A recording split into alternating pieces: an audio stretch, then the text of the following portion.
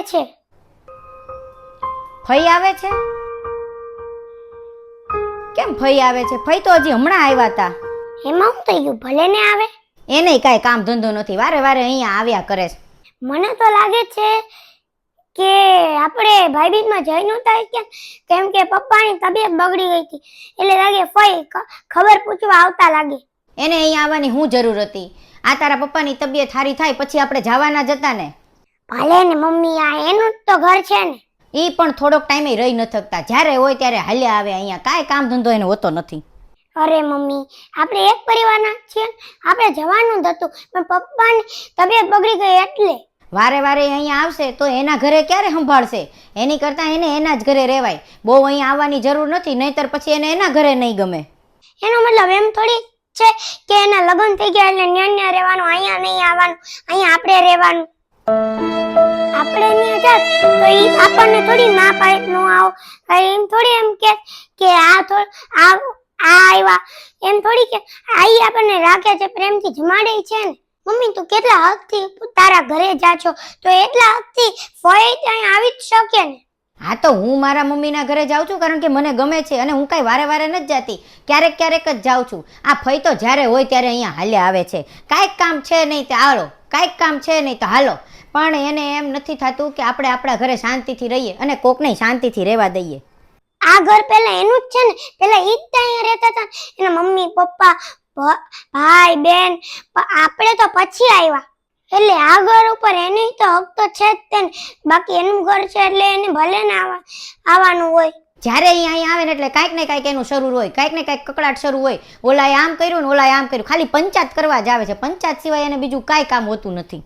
Mummy, તું એક વાર વિચાર કે આ ભાઈબીજના મામાની તબિયત બગડી ગઈ હોત અને અહીંયા ન આવી શક્યા હોત અને આપણે ત્યાં ગયા હોત તો એમ થોડી કે આ લોકો આવ્યા, અહીં આપણને પ્રેમથી રાખે તો છે ને, રાખે તો જ ને, આપણને જમાડે, બધું કરે ને.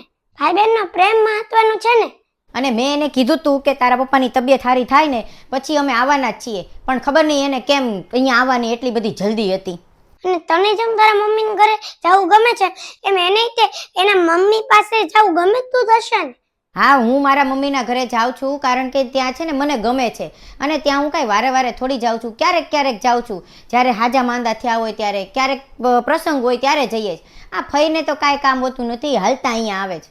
અને તું નાનીના ઘરે જા છો ત્યારે એ કેટલા રાખે છે, મામી કેટલા રાખે છે? મામી તને કઈ કામ નથી કરવા દેતા. હા, નાની ને મામી ને મામા ને કેટલું આપણને રાખે છે. એમ એને એવું થતું હોય ને કે હું મારા ઘરે જાઉં, મારી મમ્મી ભાઈ ભાભી અને ભાઈના છોકરાને એની હારે મજા કરું, મસ્તી કરું, મને પ્રેમથી રાખે. હા, હું ખોટું વિચારતી હતી, આવું ન વિચારાય. કાંઈ વાંધો નહીં, ભલે આવે, હવે આપણે એને પ્રેમથી અહીંયા રાખશું, કાંઈ વાંધો નહીં. તારી રીતે ફઈને રાખવા જોઈએ ને, ને એમ નહીં કહેવાનું કે ફઈ આવ્યા, એનું ઘર છે તો ઈ તો આવે જ ને. હા, વાત તો સાચી છે. આપણે તો પછી અહીંયા આવ્યા, પહેલાં તો એનું જ ઘર હતું ને. જેમ મને મારા માના ઘરે હજી ગમે છે, આટલા મોટા થઈ ગયા, આટલા મોટા છોકરા થઈ ગયા તોય મને મારા મમ્મીના ઘરે ગમે છે. ત્યાં કેટલી મજા આવે છે અને મને ત્યાં વારંવાર જવાનું મન થાય છે. તો એમ એને મન તો થતું હશે ને, સાચી વાત છે. જેમ છોકરો થઈને મને તારી વિના નથી હાલતું, એમ ઈ તો છોકરી છે, ઈ તો કેટલા સમયથી ત્યાં રહે છે, તો એની ત્યાં આવું તો હશે જ ને. સાચી વાત છે શિવેન. તું તે મારા વિના થોડોક ટાઈમે નથી રહી શકતો, તો એક દીકરી તો કેટલા વર્ષથી સાસરે રહે, તો એને એમ તો થાય ને કે ઘરે જઈએ. જેમ મને મારા મમ્મીના ઘરે જવાનું મન થાય છે, મને ગમે છે, એમ એને મન તો થતું હશે ને, કારણ કે આ એનું ઘર છે, ભાઈ બેન મમ્મી પપ્પા બધા અહીંયા જ છે. વાત તો સાચી છે. અને તું એ ફઈ આવે છે તો તું એની યાર પ્રેમથી વાત કરજે, અને પરાણે રહેતી હોય ને એની યાર એમ ન કરતી.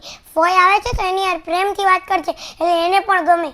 હા શિવેન, પ્રેમથી રહીએ તો જ બીજાને ગમે ને. આપણે જઈએ છીએ ઘરે તો મામી નાની મામા કેટલા પ્રેમથી આપણી યારે વાત કરે છે, તારી યારે મસ્તી કરે છે, અને આપણને કેટલું સારું સારું જમાડે છે, ફરવા લઈ જાય છે. તો એમ ફઈ નહીં તો એવું હોય ને કે આપણને બધે ફરવા લઈ જાય, પ્રેમથી વાત કરે, મસ્તી કરે, આપણને રાખે, તો એ નહીં ગમે. સાચી વાત છે. હું તે લોકો જેવું જ વિચારતી હતી કે નાના નણંદ અને ફઈ કે એ ઘરે આવે ને એટલે ઘરમાં ઝઘડા થાય ને ખોટા આવીને અહીંયા પંચાયત કરે, પણ હું ખોટી હતી. આપણે તો કાંઈ એવું છે ને, એ તો બિચારા ક્યારેક ક્યારેક આવે છે, એટલે કાંઈ વાંધો નહીં. હવે નક્કી કર્યું કે આપણે એની સાથે પ્રેમથી રહેશું. અને એ જ્યારે આવે છે ત્યારે નહીં, આપણે જરૂર હોય ત્યારે નહીં, પણ એને જ્યારે આવવું હોય ને, જ્યારે મન થાય ત્યારે એ આવી શકે, એવી રીતના આપણે એની સાથે વાત કરશું અને એની સાથે મસ્તીથી રહેશું તો એને ગમે. કારણ કે કોઈ પણ માણસને પ્રેમથી તમે ન બોલાવો તો એ બીજી વાર કોઈ દી ઘરે ન આવે. એટલે આપણે એને પ્રેમથી બોલાવવા જોઈએ. અને તારા ફઈને તો આપણે હંમેશા પ્રેમથી જ બોલાવવા જોઈએ, કારણ કે એ તો આ ઘરની દીકરી છે. દીકરી જે છે એનો તો પહેલા હક છે ને, આપણે તો પછી આવ્યા. એટલે આપણે પણ એની સાથે પ્રેમથી રહીએ ને તો એને ગમે. તારે જો ઘણા માતા પિતા હશે કે દીકરી ઘરેથી વહી જાય ને પછી એને નહીં રાખતા હોય, નહીં બોલાવતા હોય, પણ એવું ન કરાય. આવા નવા નવા વિડીયો માટે અને આવા અલગ અલગ અને સારા સારા વિડીયો માટે લાઈક કરજો, શેર કરજો, કમેન્ટ કરજો. બાય, મળીએ આવતા વિડીયોમાં. અને હા, આવા જુદા જુદા વિડીયો માટે પણ તમે અમારી સાથે જ રહેજો. અને અમારી ચેનલને સબસ્ક્રાઈબ ન કરી હોય તો જલ્દીથી કરી લેજો, જેથી કરીને આવા નવા નવા વિડીયો તમને રોજ રોજ મળતા રહે.